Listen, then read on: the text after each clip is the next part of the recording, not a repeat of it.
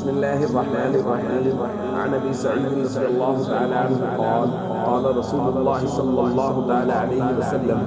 يقول الرب عز وجل من شغله القرآن عن ذكري ومسألتي أعطيته أفضل ما أعطي السائلين. رواه الترمذي. نبی کریم صلی اللہ علیہ وسلم نے ارشاد فرمایا کہ اللہ رب العزت ارشاد فرماتا ہے، یعنی یہ حدیث قدسی ہے کہ جس شخص کو قرآن کریم نے میرا ذکر کرنے سے اور مجھ سے دعا مانگنے سے مشغول کر رکھا ہو، یعنی وہ قرآن کریم پڑھنے پڑھانے میں اس قدر مصروف ہے کہ اس کو ذکر کرنے کا دعا مانگنے کا وقت نہیں مل رہا، تو اللہ رب العزت فرماتے ہیں کہ میں اس کو مانگنے والوں سے زیادہ بہتر عطا کرتا ہوں۔ دوستو قرآن کریم اللہ تعالیٰ کا کلام ہے اور اللہ رب العزت کو اس سے بے حد محبت ہے، اور اس محبت کا ایک عکس یہ ہے کہ اللہ فرماتے ہیں کہ لوگ دعائیں مانگتے ہیں، ذکر کرتے ہیں، لیکن جو شخص قرآن پڑھتا رہتا ہے، قرآن میں اس قدر مصروف رہتا ہے کہ اس کو ذکر کرنے کا،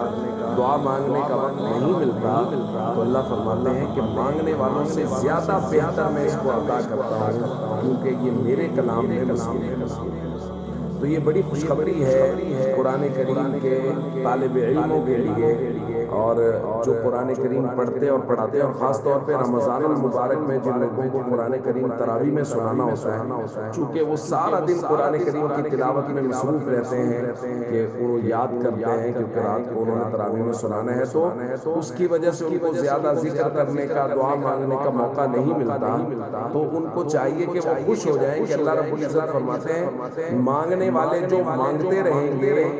میں ان سے بہتر تمہیں عطا کروں گا، کیونکہ تم میرے کلام میں مصروف ہو۔ اس لیے ہم سب کو چاہیے قرآن کریم کی تلاوت کثرت سے کریں، اور رمضان المبارک میں اس کا معمول پہلے سے کہیں زیادہ رکھیں، اور غیر رمضان میں بھی اس کو لازم۔ السلام علیکم ورحمۃ اللہ وبرکاتہ۔